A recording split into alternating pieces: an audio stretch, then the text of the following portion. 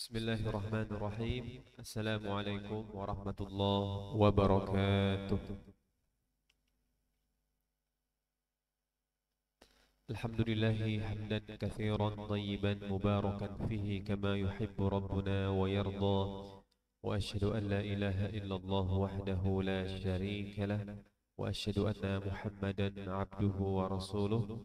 Allahumma salli wa sallim wa barik wa an'im ala nabiyyina Muhammadin wa ala alihi wa ashabihi wa ala sairi man ittaba'a hadiyahu wa manhajahu bi ihsanin ila yaumiddin.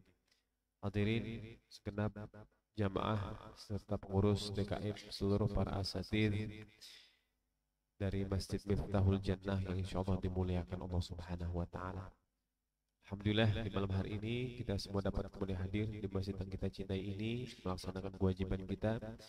Insyaallah kita lanjutkan dengan bersama kita menyelami seluruh rangkaian episode peristiwa yang terjadi dari kehidupan Nabi besar kita Nabi Muhammad sallallahu alaihi wasallam.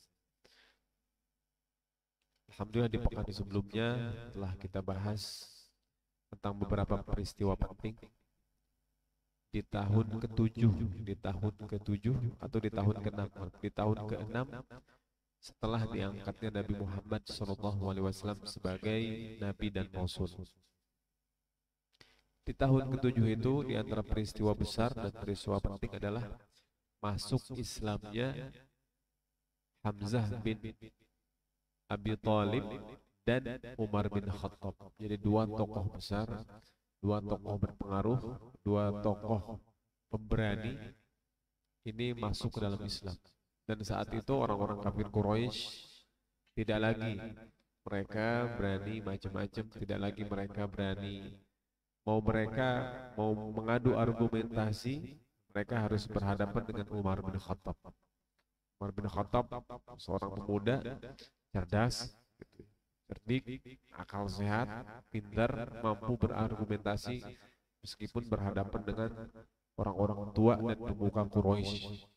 Kalau mereka ingin berhadapan dengan yang jago dalam berperang, dalam memanah, dalam menggunakan pedang, mereka harus berhadapan dengan Hamzah bin Abi Thalib, seorang tokoh terhebat bahkan di antara orang-orang Quraisy lain. Jadi menggunakan senjata, menggunakan logika, dua hal tersebut tidak dapat mereka lakukan lagi. Dan di waktu yang sama juga di saat itu ada sebagian dari umat muslimin yang sedang berada di Habasyah. Kita bilang Ethiopia. Jadi Habasyah itu posisinya kira-kira di mana nyaman? Negeri Habasyah. Di Afrika ya. Mesir ke bawah atau begini, dari Jeddah nyebrang laut, dari Jeddah nyebrang laut itu sampai ke Habasyah. Dari Jeddah nyebrang laut. Karena juga sebagian dari suku Arab, sebagian dari wilayah Arab ketika itu juga dikuasai oleh kerajaan Habasyah. Habasyah ini orang-orang Afrika isi, orang-orang Afrika, orang-orang kulit hitam. Jadi sebagian umat muslimin setelah hijrah berada di sana. Di antaranya paman Nabi Ja'far bin Abi Thalib dan beberapa tokoh pemuda yang hijrah, mereka berada di sana. Yang jumlahnya kita sebutkan kemarin ada 15. Dan masuk ke gelombang kedua, tambah lagi orang yang hijrah ke sana.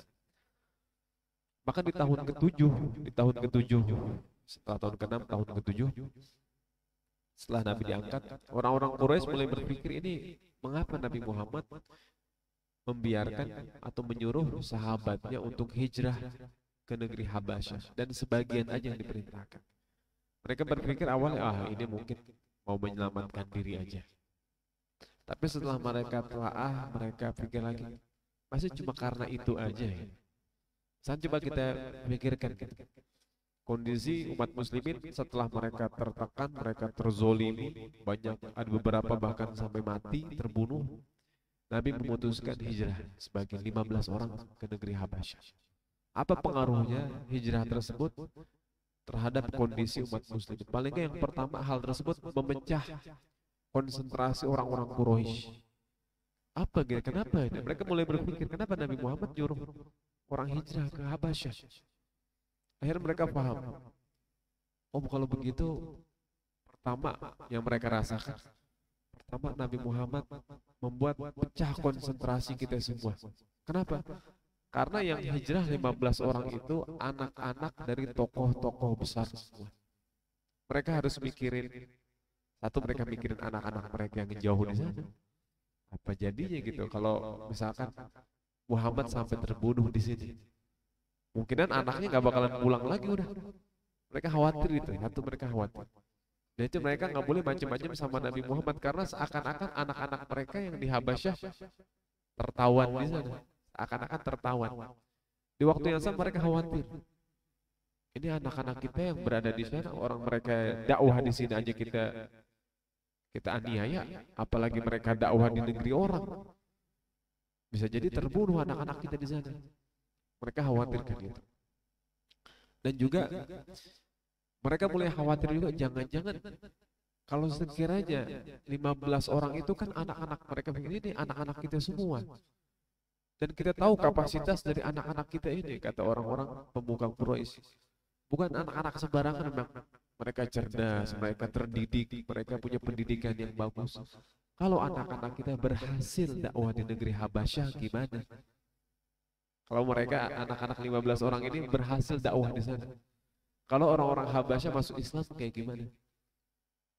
Masa kita mau menzolimi umat muslimin di sini sedangkan ternyata Islam di sana maju berkembang. Mereka mulai berpikir spekalus. Mereka mulai berpikir apa yang di balik ini semua. Jadi saat itu mereka mengambil keputusan kalau gitu kita nggak boleh bertindak sembarangan terhadap umat muslimin yang ada di Mekah ketika itu. Karena terzolimi merasa tertekan hijrah. Terzolimi tertekan hijrah. Kalau gitu habis anak-anak kita pergi semua nanti. Mereka khawatir dipisahkan dengan anak-anak mereka. Akhirnya bahkan nggak sedikit dari mereka makan yang mengurung anak-anak mereka di rumah, diikat gitu kan. Apa namanya dipasung gitu anak-anak. Biar nggak hijrah.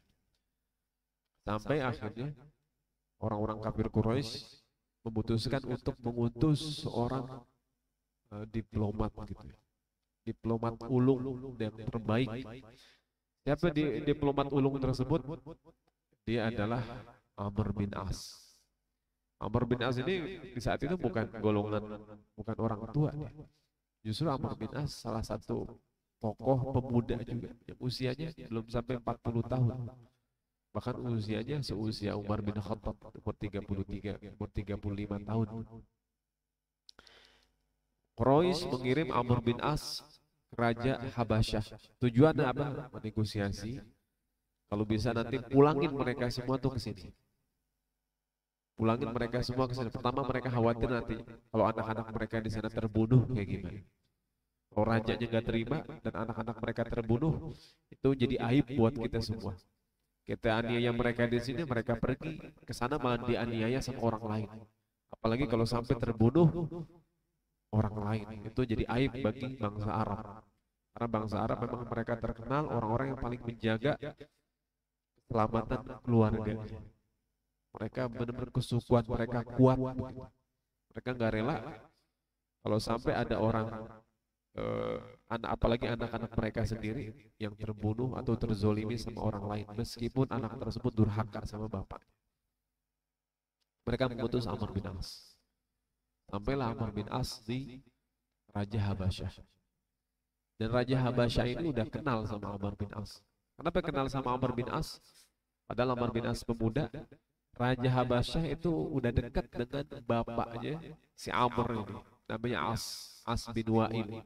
Dia seorang saudagar, pebisnis kaya raya mancanegara gitu. Pebisnis mancanegara. Di antara dia punya bisnis, salah satu bisnis terbesar itu ada di negeri Habasyah. Jadi raja kenal betul sama anak dari As bin Wa'il ini, yaitu Amr bin As. Ketika Amr bin As datang, Amr bin As bawa hadiah, bawa kurma dari Mekah, kemudian makanan-makanan terbaik Mekah yang raja suka dibawa. Sampai raja tanya, wahai Amr bin As, kamu datang ke sini mau hijrah apa mau dagang gitu. Karena orang kemungkinan datang ke situ, kalau dulu udah pasti dagang, sekarang dagang apa hijrah? Rajanya nanya. Amr bin As bilang, saya datang sini bukan hijrah, bukan juga dagang. Terus kamu mau ngapain di sini, kata raja? Karena emang udah akrab, udah kenal betul. Jadi itu juga salah satu cara orang-orang Quraisy mendidik anak-anak mereka dideketin sama raja gitu. Biar ngobrol sama raja, biar dapat informasi-informasi. Jadi pinter anak-anak mereka karena dekat dengan raja-raja. Di antaranya Amr bin As itu. Kamu mau ke sini mau ngapain? Wahai raja, baru nih mulai negosiasi. Raja udah tahu ada sebagian dari keluarga kita yang masih kerabat dengan kita, mereka pindah ke sini. Oh iya, saya tahu itu. Saya persilahkan mereka tinggal di sini. Saya lindungi hak-hak mereka di sini dan mereka tidak terzolimi di sini. Kata raja begitu. Berbedaskan, waduh, kayak gimana ini? Mulai Amr bin As mengatakan, wahai raja, tahukah raja bahwa mereka sebenarnya meninggalkan negeri mereka Mekah adalah karena mereka ini membawa agama baru, agama bid'ah, agama bid'ah ya, agama baru. Setelah mereka mencaci nenek moyang kita, mereka mencaci akidah nenek moyang kita, mereka mencaci berhala-berhala kita, mereka mencaci Tuhan-Tuhan kita.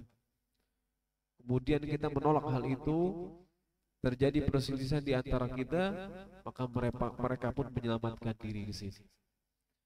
Dan ayah-ayah dari mereka semua itu khawatir akan mereka. Kata Amr bin As. Jadi ayah-ayah mereka semua mengutus saya ke sini, ingin memulangkan mereka semua kepada ayah-ayah mereka. Loh, jelas dong ya, ayahnya begitu ya, orang tuanya. Orang tuanya yang paling berhak atas anak-anak. Kira-kira keputusan raja kayak gimana ya? Ya udah silakan bawa aja. Atau ini raja bijak ke sana gitu. Nggak mau raja sampai ada orang satu pun terzolimi. Kemudian raja bilang, saya nggak akan menyerahkan mereka begitu saja sampai saya mendengar sendiri dari mulut mereka itu. Sesuai nggak dengan yang kamu katakan? Ya udah, kata Amr bin As. Pertama Amr bin As nolak. Wahai raja, maksud raja ingin menyamakan saya dengan mereka, mau mengadu argumentasi saya dengan argumen mereka. Kami nggak sejajar, kata Amr bin As. Kita nggak sejajar. Mereka itu orang-orang yang telah mencela orang tua mereka, durhaka sama orang mereka. Mereka orang-orang buruk. Gitu. Dia nggak berani bilang buruk, karena masih keluarga sendiri. Raja bilang enggak, sampai saya dengar hujah dari masing-masing kalian. Besok didatengin. Orang-orang muslimin yang ada di Habasyah khawatir juga. Waduh, dia gimana yang datang? Amr bin As. Siapa yang mau ngadepin Amr bin As? Yang retorikanya, logikanya itu udah. Mungkin kalau kita lihat di TV yang paling pinter udah. Siapa aja ngadepin dia kalah gitu ya. Khawatir semua. Akhirnya untung di antara sahabat yang hijrah ada Ja'far bin Abi Thalib, paman Nabi Muhammad SAW. Mereka mengatakan, wahai Ja'far, kamu aja ngadepin. Kamu kan paman Nabi. Ya udah, Ja'far tuh menerima hal tersebut. Ya udah. Ja'far bilang, mau sepintar apapun dia, mau secerdas apapun dia, kalau yang namanya batil berhadapan dengan yang hak, yang batil pasti kalah. Udah, akhir besok berhadapan. Kemudian raja tanya. Kemudian nama Ja'far radhiyallahu anhu mengatakan, setelah raja tanya, benar gak kamu dibilang begini? Ja'far bilang, wahai raja, kami dahulu adalah orang-orang jahiliyah. Kami memakan bangkai, kami memutus tali silaturahim, kami menyembah berhala. Yang kuat dari kami memakan yang lemah, menzolimi yang lemah, kami mengambil hak orang lain dengan cara yang batil. Begitu. Semua jelasin diurai jahiliyah itu seperti apa. Sampai datang, kata Ja'far, sampai datang kepada kami seorang nabi dan rasul. Kami kenal nasabnya, kami kenal kejujurannya, kami kenal keturunannya, kami kenal perangainya, kehidupannya. Dia mengajarkan kepada kami tentang amanah, tentang kejujuran, tentang silaturahim, gitu, tentang menjaga kehormatan, tentang hanya menyembah kepada Allah Subhanahu wa taala, dan memerintahkan kami untuk menjauhi segala yang najis dari berhala-berhala tersebut, dan meninggalkan kemusyrikan, dan memerintahkan kami hanya menyembah kepada Allah. Setelah raja mendengar tersebut, raja mikir, ya ini mirip-mirip sama akidah saya dan orang-orang Nasrani begitu. Benar, raja bilang, kalau begitu coba, ada gak, kalau memang nabi, yang namanya nabi dan rasul pasti bawa risalah begitu kan, pasti ada kitab yang diturunkan seperti Musa atau seperti Isa. Kalau ini kan nabi dari Arab begitu, dari Arab harusnya dia punya kitab sendiri begitu, kalau memang dia nabi dan rasul. Maka raja mengatakan, adakah yang kamu miliki dari apa yang diturunkan kepada rasulmu itu? Ada, katanya. Tolong bacakan. Raja udah tahu, tolong bacakan. Maka dibacakan oleh Ja'far bin Abu Thalib surat Maryam. Surat Maryam dibacakan. Dari mulai kafha ya ain sad dzikru rahmati rabbika 'abdahu Zakaria idza nada rabbahu nidaan khafiyya, gitu kan.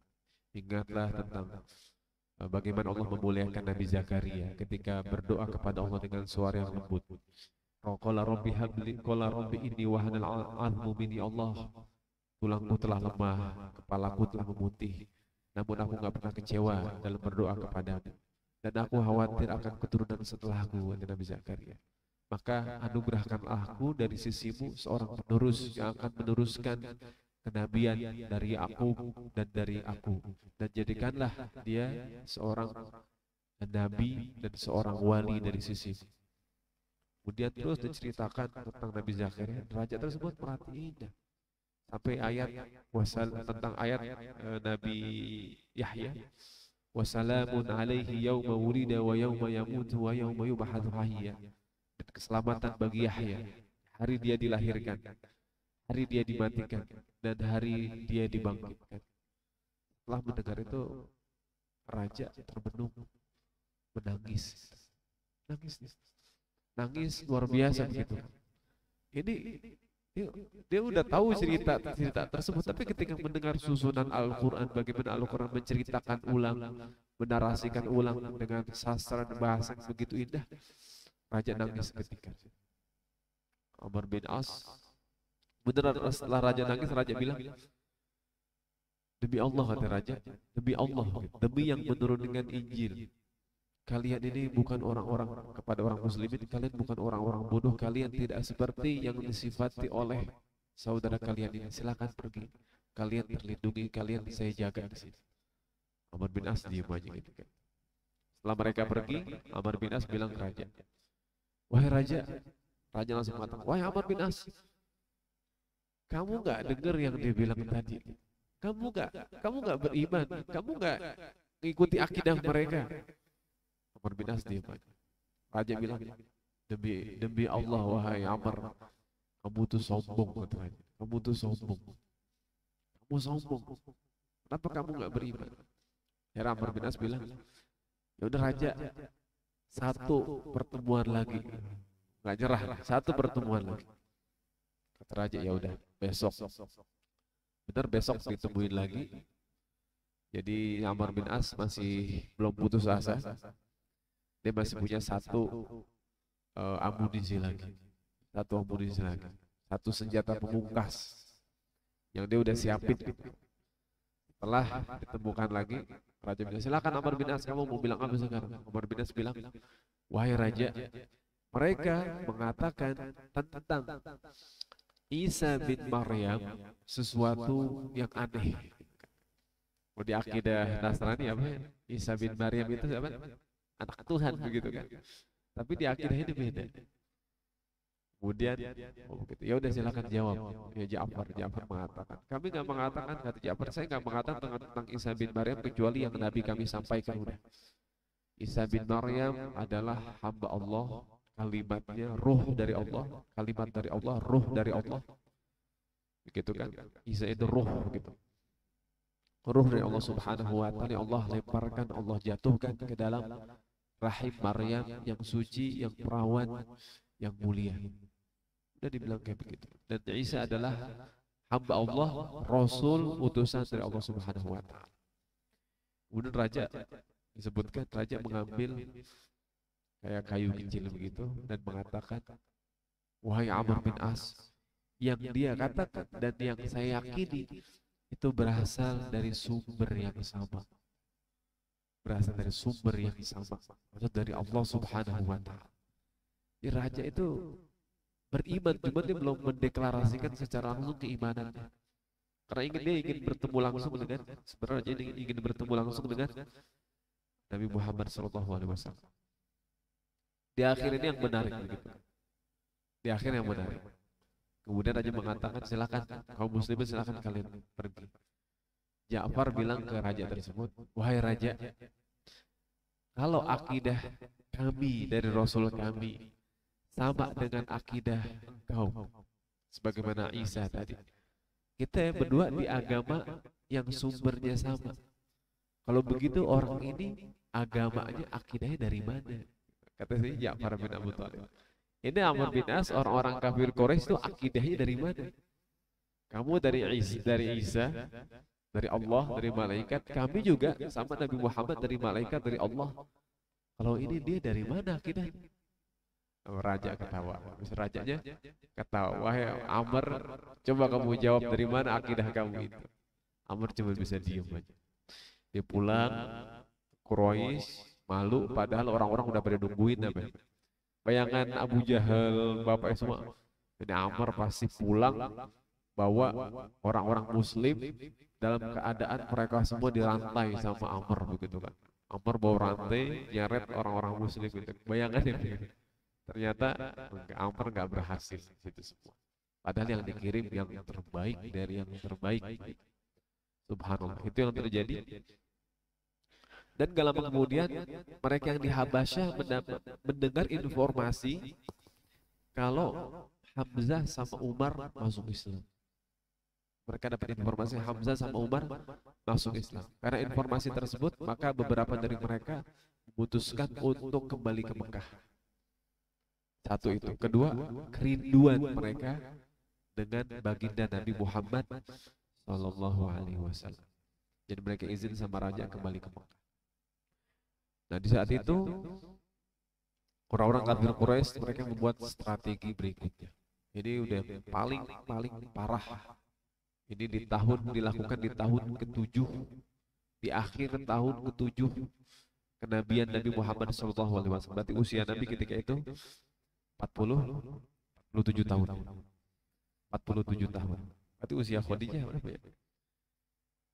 Udah 60-an, 15 tahun, 45, 62 tahun. Usia ibunda Khadijah udah 62 tahun. Di tahun tersebut orang-orang Quraisy mereka datang lagi ke Abu Thalib mengatakan, wahai Abu Thalib, singkatnya begini, mereka mengatakan, wahai Abu Thalib, ambillah dari kami ini yang kamu mau untuk menghentikan keponakanmu itu. Dan kami ngambil apa yang kamu mau, kami mau dari keponakanmu itu. Biar udah masing-masing aja dah kita dah gitu. Mereka mengatakan gitu. Lakum dinukum waliyadin gitu ya. Tapi ini bahasa mereka gitu. Kami agama kami, untuk Muhammad gak usah gangguin agama kita. Kita nggak akan gangguin agamanya Muhammad. Lalu kalau surat Al-Kafir itu kan turun sebelumnya lagi, sebelum jauh gitu, sebelum peristiwa ini. Mereka mau dipisah masing-masing aja. Nabi Muhammad santiin dakwahnya, kita nggak akan ganggu. Kemudian Abu Thalib panggil Nabi Muhammad SAW, disampaikan. Kemudian Nabi Muhammad langsung berhadapan dengan orang-orang Quraisy tersebut dan mengatakan, wahai Quraisy, maukah kalian aku tunjukkan kepada perkataan Nabi Muhammad yang dengan perkataan tersebut Allah akan angkat derajat kalian, Allah akan tinggikan kalian di atas bangsa Arab yang lain, bahkan Allah akan tundukkan orang-orang non-Arab Allah akan tundukkan orang-orang non-Arab, maksud non-Arab di sini Romawi, Persia, Ethiopia, Bizantium, semuanya akan ditundukkan oleh Allah untuk kalian. Bahwa itu bukan harta tahta lagi, itu kedudukan kemuliaan luar biasa yang Nabi janjikan kepada mereka. Maukah kalian aku tunjukkan kepada perkataan yang akan memberikan kalian kemuliaan dunia dan akhirat? Kemudian Nabi mengatakan, katakanlah la ilaha illallah. Nabi minta itu, katakanlah la ilaha illallah. Udah itu, minta mereka mengatakan itu aja. Tapi apa? Mereka mengatakan, aja'alal alihata ilahan wahida. Wahai Muhammad, kamu mau menjadikan Tuhan yang banyak ini sebagai Tuhan yang satu saja? Inna hadza la syai'un ujab. Ini hal yang aneh, benar-benar aneh. Gak masuk akal kata mereka, gak bisa begitu, gak bisa. Subhanallah, mereka nolak padahal yang Nabi janjikan apa? Mereka diangkat derajat di atas bangsa Arab, bahkan di atas yang non-Arab, di atas bangsa Romawi, di atas bangsa Persia, di atas bangsa seluruhnya. Itu kan kebaikan dunia dan akhirat. Dan Nabi mereka tahu sendiri, Nabi Muhammad gak pernah bohong. Gak pernah bohong. Yang Nabi katakan pasti betul. Dan mereka sampai saat ini masih yakin. Kalau Nabi Muhammad ini gak pernah bohong. Yang Nabi katakan benar. Tapi apa kesombongan mereka. Dan maka di saat itu Allah Subhanahu wa ta'ala menurunkan surat Shad. Surat Shad. Surat Shad Allah berfirman, Shad. Shad wal Qur'an itu dzikr. Dan Al-Quran yang memiliki zikr. Zikr itu Al-Quran memiliki memori tentang seluruh yang terjadi di alam semesta, terutama kehidupan manusia ini. Dari zaman manusia diciptakan, Nabi Adam, Nabi Idris, Hud, Soleh, semua nabi-nabi beserta kaumnya bersama umatnya, seluruh informasi itu, memori itu ada dalam Al-Quran ini. Wal Qur'ani dzikr balil ladzina kafaru fi izzatin wa syiqaq. Orang-orang kafir mereka dalam keadaan yang begitu sombong dan mereka terpecah belah. Allah mengatakan mereka fi izzatin wa syiqaq, mereka keadaan terpecah belah. Fi syiqaq balil ladzina kafaru fi izzatin wa syiqaq. Kemudian di antara perkataan Allah menyebutkan mereka mengatakan aja'alal alihata ilahan wahida inna hadza la syai'un ujab wa talaqal mala'u minhum alim wasbiru. Petinggi-petinggi mereka mengatakan bersabarlah kalian semua dengan Tuhan-Tuhan kalian ini. Jadi mereka nyuruh orang-orang Quraisy yang masih kafir, tolong bersabar dengan Tuhan-Tuhan kalian. Kalau ayat ini ditafsirkan, difahami kondisi saat ini gitu, kondisi kontemporer sekarang. Sekarang Amerika punya sembahannya sendiri, punya berhalanya sendiri. Kemudian Rusia punya berhalanya sendiri. Yang kita sebut apa? Komunisme, kemudian materialisme. Itu sembahan-sembahan mereka semua. Sedangkan Al-Quran Allah Subhanahu wa ta'ala menjadikan orang-orang Palestina mereka hanya menyembah Allah dan Rasulnya, menyembah Allah dan beriman kepada Rasul. Orang Yahudi punya sembahan mereka sendiri, kayak begitu. Dan sembahan-sembahan ini mereka mengatakan isbiru ala alihatikum, bersabarlah dengan Tuhan-Tuhan kalian semua. Kayak gitu kalau dipahami saat ini. Dan mereka ini disebut juga dalam surat Shad tersebut disebut Ahzab. Ahzab itu kan kelompok-kelompok kalau zaman dulu orang kafir Quraisy, kemudian suku-suku sekitar Arab, orang Yahudi, mereka berkumpul buat memusnahkan Nabi Muhammad di Mekah, kan begitu di perang Ahzab. Kalau sekarang Ahzab sekarang Amerika, kemudian bangsa-bangsa negara-negara yang bersama Amerika plus Yahudi ingin membinasakan Palestina, itulah Ahzab sekarang kayak begitu. Itu Ahzab sekarang mereka itu. Dan kita orang-orang di pinggiran, umat muslim pinggiran di atrofil ardi kata Nabi Muhammad. Kita ini umat muslimin yang menyembah Allah namun berada di pinggiran bumi. Tugas kita adalah membantu, mendoakan, mensupport gitu. Supporter kalau kita meskipun bukan pemain utama, supporter, namun kedudukan supporter ini bisa jadi setara dengan mereka yang berjihad. Kalau ikhlas, sungguh niatnya sungguh-sungguh, keikhlasan luar biasa, bisa Allah satukan derajatnya dengan mereka yang berada langsung di medan perjuangan dan jihad itu. Baik, kita lanjutkan. Jadi orang-orang kafir Quraisy mereka tetap bersabar dengan kesembahan mereka. Setelah itu mereka kembali, mereka mengadakan rapat, mereka memutuskan untuk mengadakan pemboikotan terhadap Bani Hashim dan Bani Abdul Muthalib. Jadi setelah itu masuk di tahun ke-7 kenabian, mereka memboikot Bani Hashim dan Bani Abdul Muthalib. Diboikot, nggak boleh menikah, nggak boleh menjual kepada mereka, nggak boleh membeli barang-barang mereka, nggak boleh mengirimkan makanan, benar-benar diboikot semua. Dan di sinilah hadirin semua, kan kita tahu Ibunda Khadijah itu hartanya nggak kehitung ya, banyak banget hartanya Khadijah kan, kaya raya begitu. Disinilah habis semua harta Ibunda Khadijah.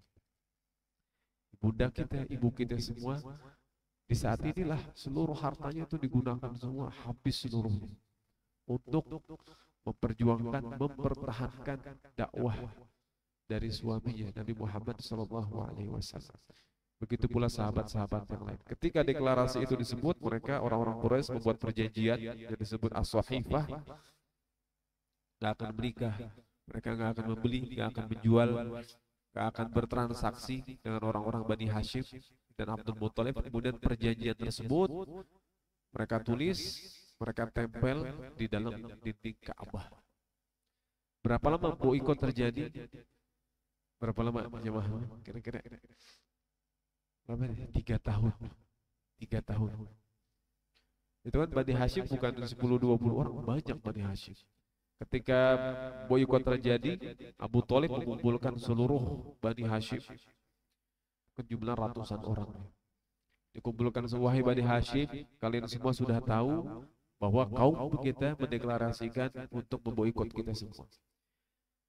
Kalau kalian, kata Bani Hashim, kalau kalian masih ingin mempertahankan saudara kalian ini yaitu Muhammad, maka kita sama-sama bertahan dari boikot ini.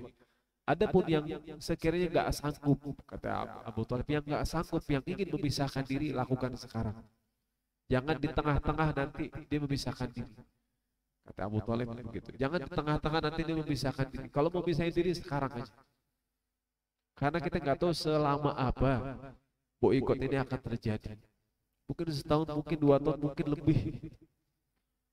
Akhirnya semua sepakat untuk bertahan bersama-sama. Meskipun masih banyak yang belum beriman ketika itu. Kecuali 1 orang doang yang nggak mau gabung.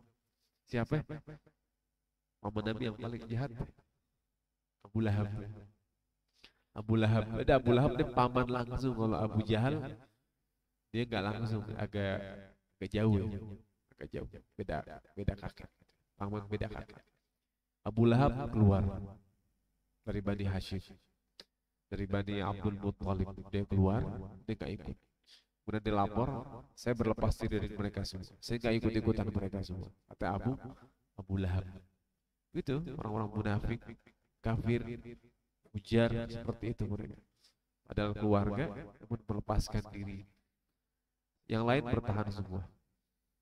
Kemudian di saat itu, namun yang lain kayak Umar bin Khattab, Abu Bakar, sahabat-sahabat yang lain apakah diboikot juga? Enggak. Jadi benar-benar yang diboikot Bani Hashim sama Bani Abdul Muthalib. Bani Hashim itu secara umum, Bani Abdul Muthalib keluarga inti dari Bani Hashim tersebut.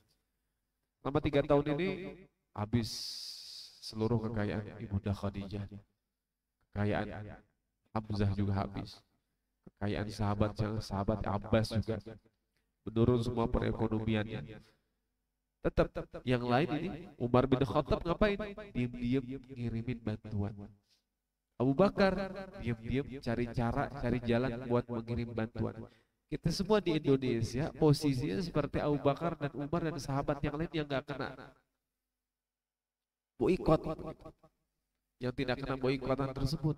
Kita masih bisa bergerak bebas seperti Umar dan Abu Bakar. Apakah diem aja? Enggak. Kirim bantuan. Ketika kisah Umar ketika ngirim bantuan, jegat begitu sama orang Quraisy. Umar bilang, oh kalian mau apa namanya, mau anak-anak kalian yatim gitu kan, mau istri kalian janda, kalian mau mempercepat ajal kalian, ya udah kalau gitu berhadapan dengan saya. Akhirnya beneran mereka mau berusaha membunuh Umar, tapi dipukul sama Umar, langsung takut mereka kabur semua. Umar langsung bergerak menyampaikan bantuannya kepada Nabi Muhammad dan para sahabat. Begitu pula Abu Bakar As-Siddiq. Terus mengirimkan suplai. Itulah yang kita contoh dari para sahabat ketika Nabi Muhammad dan keluarganya dan para sahabat yang lain dibawa. Sekarang saudara kita di Gaza. Tugas kita ngapain? Persis seperti itu. Kita ngambil pelajaran dari situ yang dilakukan. Bahkan ini berjalan bukan, kalau di Palestina sekarang masuk ke sehari 110 atau 112 sekarang. 112 dari 7 Oktober yang lalu. Nabi dan para sahabat ini 3 tahun. Sama di Palestina kita nggak tahu deh akan berjalan berapa lama mereka dalam keadaan seperti itu. Mereka betul-betul dihabisi, mereka dibunuh, mereka dizalimi, mereka dianiaya. Selama itu kita nggak boleh lemah, nggak boleh putus asa, nggak boleh diem aja, nggak boleh di awal-awal semangat kemudian masuk 100 hari, 200 hari, 300 hari, setahun mulai lupa kita sama saudara-saudara kita, nggak boleh seperti itu. Bagaimana para sahabat, Umar, Abu Bakar, kemudian sahabat-sahabat yang lain ini mereka tetap bergerak, membantu menolong Nabi Muhammad SAW. Sampai banyak yang sakit, yang meninggal. Kemudian juga anak-anak yang baru lahir, 3 tahun itu ada anak yang baru lahir juga kesulitan susu, ibunya kesulitan makanan. Abu Thalib cuma bisa bilang bersabar ya, kita bersabar. Gak sahaja itu, bahkan Abu Thalib juga di 3 tahun tersebut betul-betul menjaga keamanan dari Nabi Muhammad SAW. Jadi memerintahkan kepada para sahabat, kepada anak-anaknya Ali, kemudian Ali anaknya, kemudian Hamzah saudaranya buat menjaga Muhammad kalau tidur.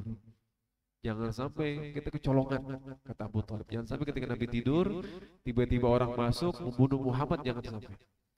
Kalau bisa diatur Nabi jangan tidur di tempat yang sama, tidur di sini gitu kan. Kemudian kalau bisa yang lain tidur di tempatnya Nabi. Abu Thalib minta seperti itu. Yang paling sering Ali bin Abi Thalib gitu, sering tidur di tempatnya Nabi. Khawatir ketika pemboikotan itu terjadi hal-hal yang tidak diinginkan kepada Nabi Muhammad SAW. Sampailah kepada tahun ketiga dari boikotan tersebut, Nabi dan Abdul Muttalib, Bani Abdul Muttalib dan Bani Hashim, mereka bersabar. Di tahun ketiga Allah Subhanahu wa taala menggerakkan dengan izin Allah Subhanahu wa taala orang-orang, mereka bukan orang muslim, mereka orang-orang Quraisy, mereka masih kafir, namun Allah menggerakkan hati-hati mereka. Allah menggerakkan hati-hati mereka. Berkatalah salah seorang bukan tokoh besar tapi di tokoh juga mengatakan, kasihan banget ya Bani Hashim, kita makan enak mereka kesulitan, kita pakaian kita enak mereka kesulitan juga, kita tidur di tempat yang enak sedangkan mereka tidur di tenda-tenda kayak begitu yang gak layak, gak pantas. Apa kata orang-orang sekitar Arab nih kalau kita begini terus? Bahkan orang-orang sekitar Arab udah mulai berbicara tentang Bani Hashim. Kan ketika haji mereka ngeliat, kok Bani Hashim kenapa ya? Apa yang terjadi sebenarnya sih? Mereka diboikot sama seluruh Quraisy. Kenapa? Karena mereka membawa agama baru. Kasihan banget ya. Tapi kok mereka bisa terus bersabar? Mereka bersabar, mereka ikhlas, mereka nggak melawan, mereka nggak memberontak gitu kan. Karena belum ada perintah buat berjihad ketika. Mereka bersabar, betapa kuatnya kata orang-orang Arab sekitar, betapa kuat dan hebatnya Bani Hashim menghadapi kekerasan dan kezaliman tersebut, dan betapa zolimnya orang-orang Quraisy, masa tega sih anak mereka sendiri digituin. Di Bani Hashim kan anaknya Quraisy, tega sih anak mereka terlantarkan seperti itu. Saya ngerti kata orang-orang sekitar Arab, wah kita udah nggak tega, kalau kita jadi mereka kita udah bebasin mereka. Lagian mereka cuma ngikutin agama Nabi mereka, begitu kan Nabi mereka juga mengajarkan akhlak, untuk mengajarkan hanya nyembah Allah. Udah biarin aja sih. Akhirnya satu orang tergerak hati. Satu orang itu yang berpikir, ini kalau saya sendiri, saya butuh dukungan. Kemudian dicari orang yang bisa, siapa nih yang bisa diajak gitu kan, buat sama-sama melakukan, menyuarakan kebenaran ini. Cari satu orang lagi, diskusi, kata satu orang tersebut. Jadi orang ini dia nggak secara langsung yang pertama kali tergerak buat buat mencabut apa namanya kesepakatan yang zalim tersebut. Dia ingin mengutarakan hal tersebut, dia datangi temannya, kemudian disampaikan hal tersebut. Menurut kamu gimana? Bang, masa kita bisa biarin sih? Apakah kita biarkan Bani Hashim terus-menerus kayak begitu? Mereka bisa mati. Kalau mereka mati, yang jelek kan kita sendiri, orang-orang Quraisy. Iya sih. Menurut kamu gimana? Kalau saya sih, kalau bisa udah diudahin aja dah tuh. Cuman ya apa bisa, saya cuma sendiri doang. Oh tenang aja, saya juga sama sama kamu. Kita udah satu tujuan. Ya kalau kita doang berdua mana bisa? Kita cari orang lagi, cari orang lagi. Temu orang ketiga ternyata sama. Sampai orang yang keempat ini namanya Mut'im bin Adi. Namanya Mut'im bin Adi, ini tokoh besar juga di Quraisy, tokoh besar berpengaruh. Sampaikanlah ke orang Mut'im bin Adi, dia orang yang tidak terlalu ekstrim lah terhadap dakwah Nabi Muhammad, bisa dideketin. Ternyata Mut'im bin Adi satu pemahaman dengan mereka. Udah, kita berempat besok setelah tawaf pagi kita langsung berteriak di tengah Quraisy, kita mengatakan kita udah nggak tahan lagi dengan perjanjian, dengan kesepakatan yang zalim tersebut yang memboikot Bani Hashim. Kita mau udahi aja, kita mau sobek perjanjian yang ada di tembok Ka'bah tersebut. So, pagi mereka tawaf berempat, kemudian satu orang berteriak gitu kan, wahai Quraisy, apakah tega kita semua kita makan enak sedangkan Bani Hashim terlantar kelaparan? Kita menggunakan pakaian enak sedangkan mereka kesulitan pakaian. Kita tidur enak sedangkan mereka kesulitan buat ketiduran. Anak-anak kita makan, anak-anak mereka seperti apa? Demi Allah, saya akan mencabut dan merobek perjanjian zalim tersebut. Kesepakatan kita yang zalim tersebut. Kemudian Abu Jahal datang. Abu Jahal datang. Ngomong apa kamu? Jangan ngomong sembarangan ya, kamu berdusta. Kamu bohong nggak? Orang ini kemudian datang temannya yang kedua. Abu Jahal, justru kamu yang bohong. Yang dibilang itu betul. Saya juga udah nggak tahan. Masuk orang ketiga, masuk orang keempat, jadi seakan-akan nih banyak gitu kan yang mendukung gitu. Abu Jahal bilang, wah ini ada rapat yang dilakukan namun bukan di Darun Nadwa, bukan di tempat orang Quraisy. Dan demi Allah, saya akan mencabut itu, kata Abu Jahal. Jangan. Saya nggak peduli gitu, kata yang orang pertama ini. Tetap dia bergerak, dia yang bersuara duluan dia bergerak, dibuka pintu Ka'bah, kemudian dicari, ternyata didapati kesepakatan mereka tersebut untuk memboikot Bani Hashim. Kan ditulis, ternyata mereka tulis dengan Bismillah Allahumma, Bismillah Allahumma, kemudian tulisan yang tersisa semuanya dimakan rayap kecuali kalimat Bismillah Allahumma. Diambil, diperlihatkan ke orang Quraisy, mereka kaget. Kok tinggal seperti itu doang, dimakan rayap. Namun ternyata hal demikian tidak membuat orang-orang kufur tersebut beriman. Dan setelah itu, maka sahabat seperti Umar bin Khattab, kemudian Abu Bakar As-Siddiq yang melihat, kan mereka nggak terboikot, mereka melihat tersebut, bergegas langsung menyampaikan kabar gembira itu kepada Bani Hashim, kepada Nabi Muhammad SAW. Maka setelah itu terbebaslah, selesailah boikotan zalim tersebut kepada Bani Hashim, selesai. Mereka bebas lagi, mereka kembali ke rumah-rumah mereka lagi. Namun ternyata, nah sekarang kita mau masuk, jadi tahun ke-7 ditambah boikot 3 tahun, tahun ke-8, tahun ke-9, tahun ke-10. Tahun ke-10. Tahun ke-10 disebut juga dengan Amul Huzni, tahun kesedihan. Tahun 10 kenabian. Ini Amul Huzni, tahun kesedihan. Setelah pemboikotan panjang tersebut, kesehatan Abu Thalib menurun. Kan makan kurang, istirahat kurang, semua keadaan sulit. Abu Thalib mulai sakit gitu. Mulai sakit. Kemudian Berkumpul Abu Talib, kita semua dikumpulin sama Abu Talib, seluruh anak-anak.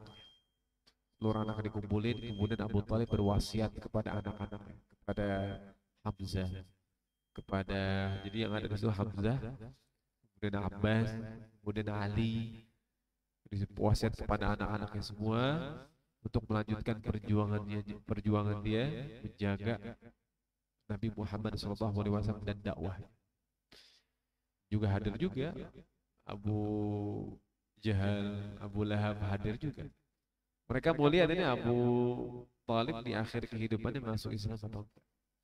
Namun sebagaimana ulama banyak mengatakan, bahkan Nabi mengatakan, wahai pamanku, katakanlah la ilaha illallah, saya berikan kamu syafaat di akhirat nanti.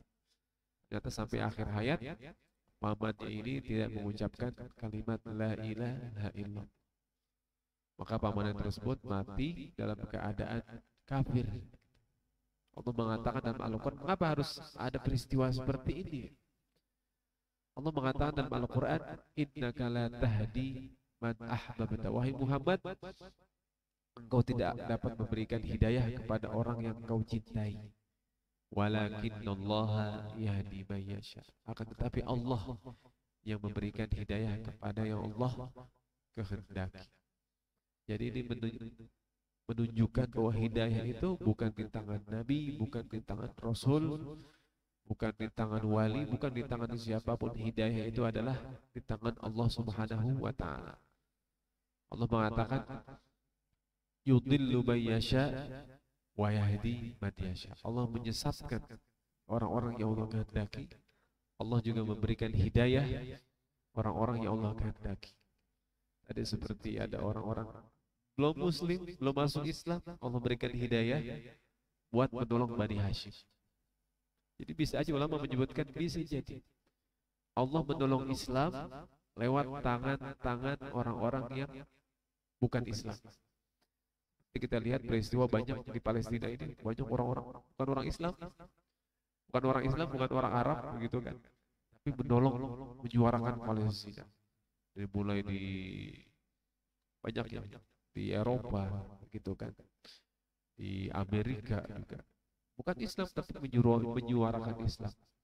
Jadi semua yang terjadi di Sirah Nabawiyah ini itu akan terjadi lagi di zaman kita sekarang, namun dalam suasana peristiwa konteks yang berbeda, namun akarnya sama.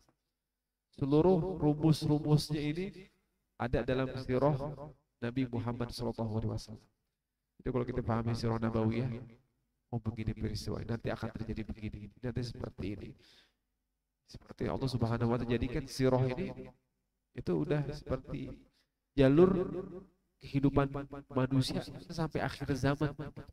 Sampai akhir zaman. Itu diantara manfaat dari kita mempelajari sirah Nabawiyah. Insyaallah akan kita lanjutkan di pertemuan berikutnya. Jadi kita masuk ke Amul Huzni, tahun kesedihan.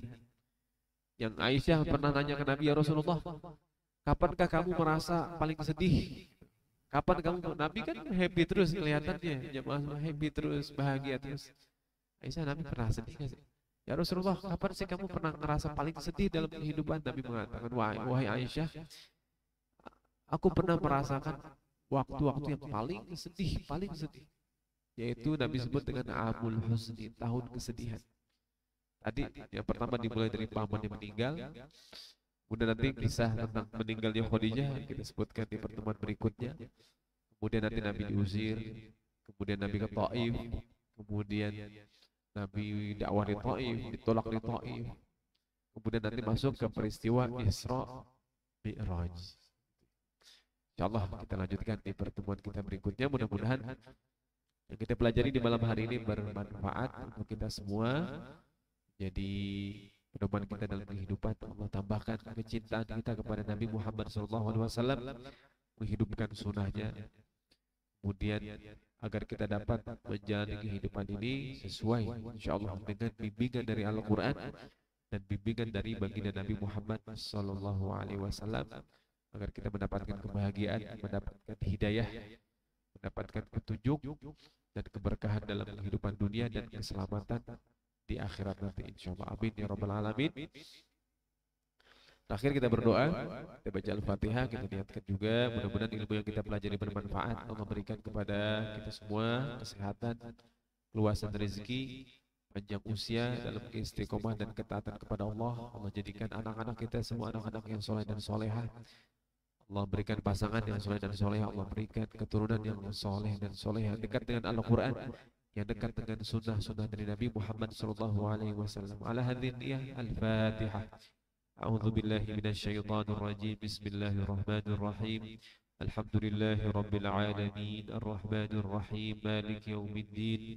إياك نعبد وإياك نستعين اهدنا الصراط المستقيم صراط الذين أنعمت عليهم غير المغضوب عليهم ولا الضالين آمين عفوا يا كريم يا أرحم الراحمين ارحمنا يا أرحم الراحمين ارحمنا يا أرحم الراحمين ارحمنا اللهم بحق الفاتحة وبشفاعة الفاتحة وبكرامة الفاتحة يا فارج الهم يا كاشف الغم يا من لعبده يغفر ويرحم افتح لنا أبواب الخير وافتح لنا أبواب الصحة وافتح لنا أبواب البركة وافتح لنا أبواب العلم بفضلك دعواهم بها سبحانك اللهم وتحيتهم بها سلام وآخر دعواهم أن الحمد لله رب العالمين والله أعلم. السلام عليكم ورحمة الله وبركاته.